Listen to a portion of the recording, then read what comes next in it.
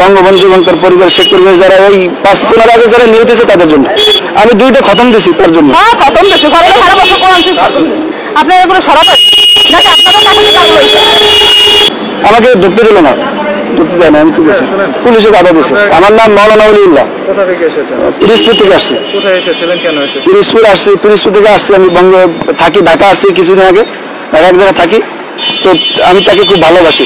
আর সমস্যা না থাকি, সমস্যা না থাকলে এইগুলো বলে আজকাল মানে আমি যদি করি তাও তো আমি এত করি না, বঙ্গবন্ধুকে খুব ভালোবাসি। আমার তো নামিয়ে দিতে ইচ্ছে করতেছে। আপনি নাকি গাড়ি নেবেন নাকি আসলে এখানে তারা বাড়িতে জিয়ারত করার জন্য আসছে। মাথার সমস্যা, মাথার সমস্যা নাই তাহলে আমাদের তো সমস্যা নেই। আসলে জিয়ারত করার জন্য আসছি এবং তার জন্য খতম করে দোয়া, এখানে দোয়া করার জন্য আপনাদের সমস্যা, আমি তো দেখি আপনাদের সমস্যা, আপনাদের সমস্যা না তার সাথে এরকম কোন করেন।